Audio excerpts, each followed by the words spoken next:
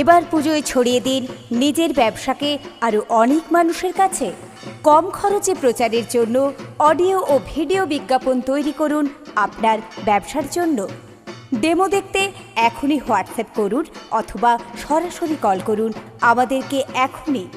আপনার পরিবারকে জানাই শারদীয়া ও দীপাবলির এক রাশ ভালোবাসা ও শুভেচ্ছা।